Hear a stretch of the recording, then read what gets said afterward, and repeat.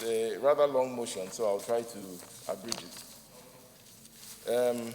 Aware that the Nigerian economy and its socio-economic development have deeply suffered from the unabated cross-border financial draining of the nation's revenue by illicit financial flows. IFFs. The IFFs are widely understood as the cross-border transfer of capital that are illegally earned, illegally transferred, or illegally utilized. IFFs often consist of commercial money, laundering, tax evasion, and proceeds of corruption and criminal activity. Alarmed that according to a 2014 Global Financial Integrity Report, Nigeria lost a minimum of $140 billion to illicit financial flows between 2000 and 2014, mainly to crude oil and commercial activities mispricing. This enormous economic loss to the country was not abated, as Nigeria was ranked amongst the global top 30 countries of illicit financial flows by dollar value, with $8.3 billion in illicit financial outflows from Nigeria in 2015. Further alarmed that the Tax Justice Network and the IMF estimated that developing countries, including Nigeria, have lost over $200 billion per year to illicit financial flows as multinational corporations neglect, fail, refuse to pay taxes or refuse to pay taxes in these countries where they generate substantial amounts of profit. Nigeria loses approximately $15 billion annually to offshore tax evasion. This has resulted in a consistently low tax revenue as a percentage of GDP, as low as 5.7% in 2017. Such statistics are alarming, especially when compared to the 17.2% average of 26 African countries in the same year. Concerned that this incessant financial drain on Nigeria's economy continues to have negative implications for domestic resource mobilization and long-term economic growth and development. IFFs continue to pose serious obstacles to development, as approximately 5% of the IFFs from Africa can be attributed to corruption, while 95% of IFFs come from commercial and criminal activity. These unrecorded and untaxed cross-border financial transfers could have been mobilized as part of government's revenues and injected into Nigeria's formal economy towards sustained development and economic growth. Further concerned that there are at least 12 Nigerian institutions and agencies with responsibilities that align with tackling IFFs and related crimes. Yet, Nigeria continues to be menaced by weak regulatory structures and the complicity of other financial secrecy jurisdictions, amongst other things. With estimates that 60% of IFFs from Nigeria are predominantly committed by multinational corporations, these challenges continue to drive the cross-border siphoning of the country's revenues to the direct and or indirect benefit of foreign economies. Senate observes that international information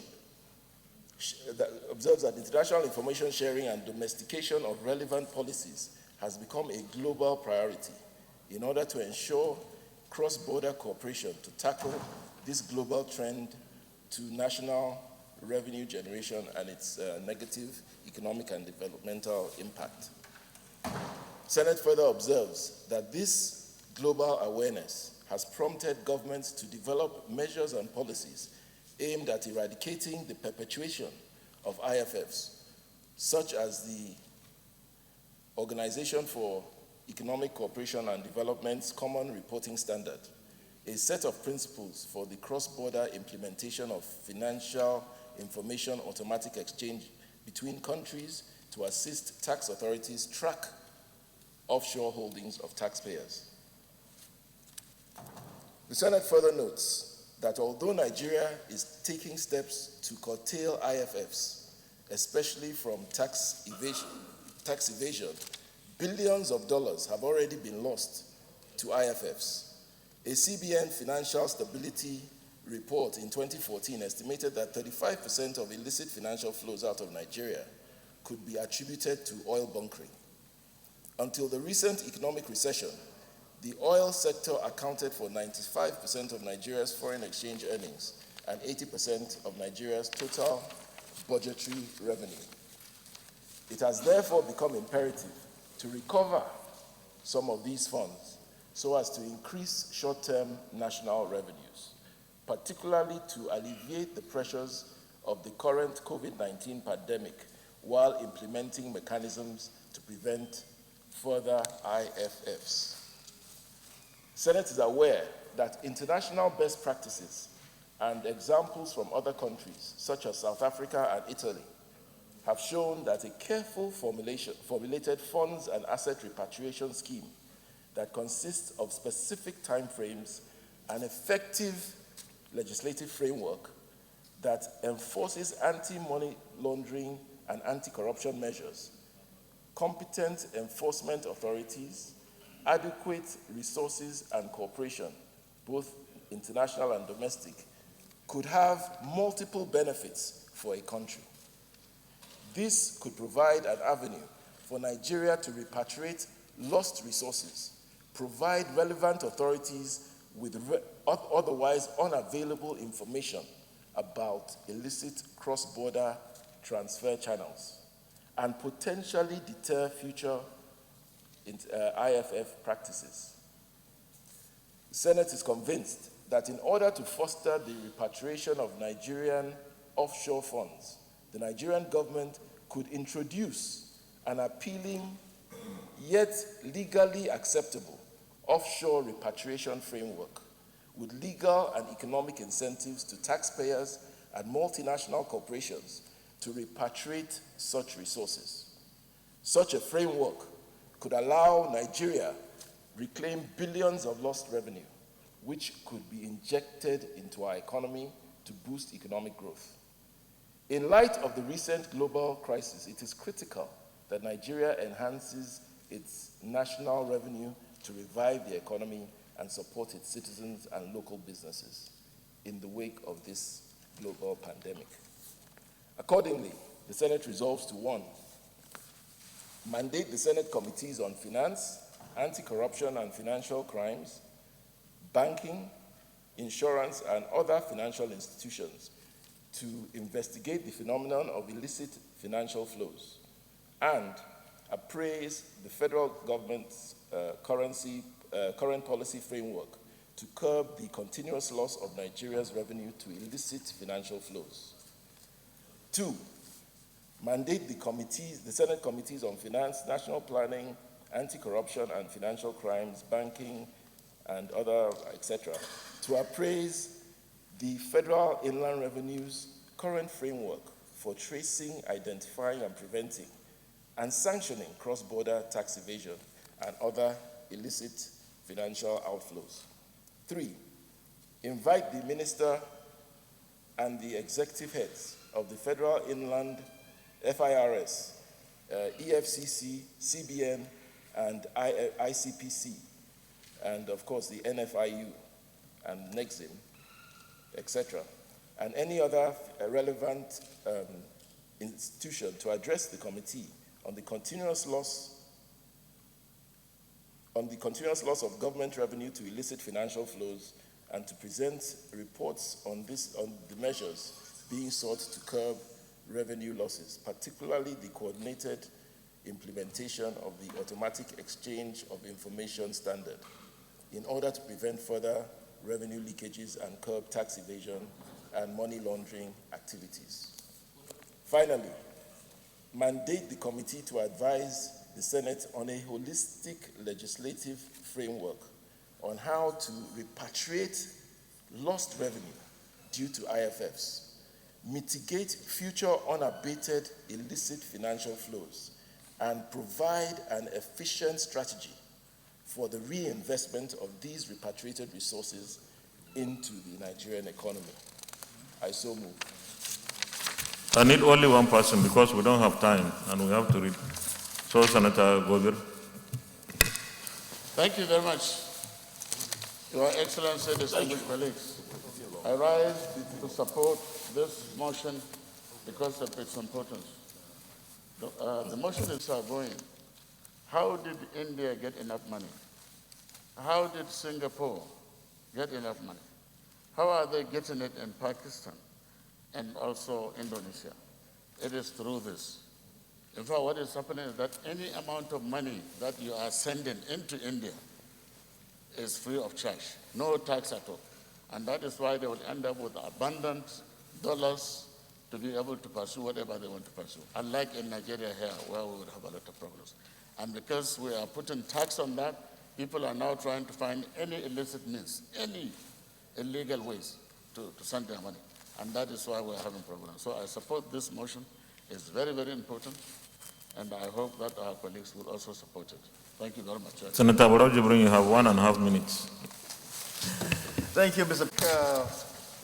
This motion is apt, very, very important in view of the current situation we find ourselves, where we're having problems in garnering revenues to fund the activities of government and to boost our economy. It's something that, when properly pursued, will help to bring in the needed revenues to alleviate the problems we are currently facing in the country. It has been there, and there have been a lot of lamentations about how to deal with this problem without taking concrete steps to make sure that we surmount the problem that we face due to illicit financial flows.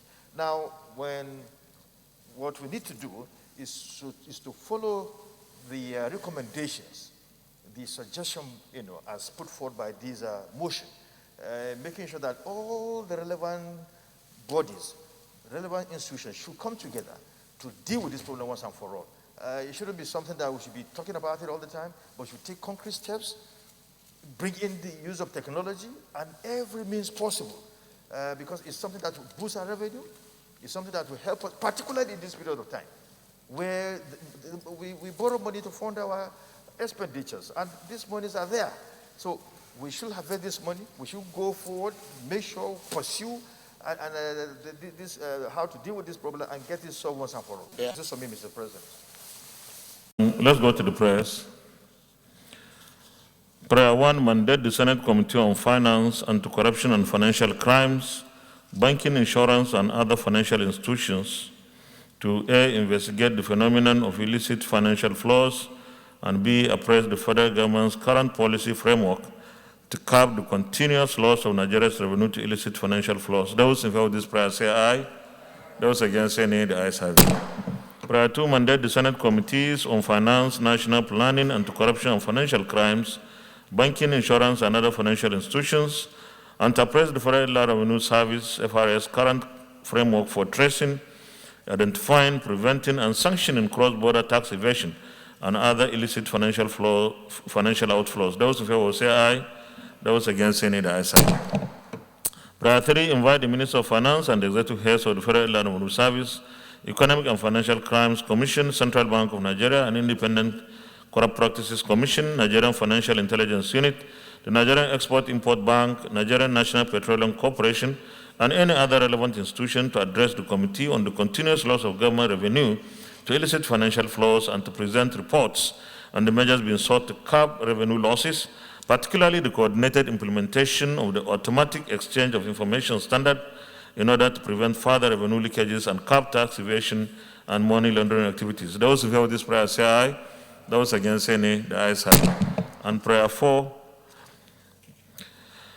mandate the committee to advise the Senate on a holistic legislative framework on how to repatriate lost revenue due to IFFs, mitigate future unabated illicit financial flows, and provide an efficient strategy for the reinvestment of these repatriated resources into the Nigerian economy.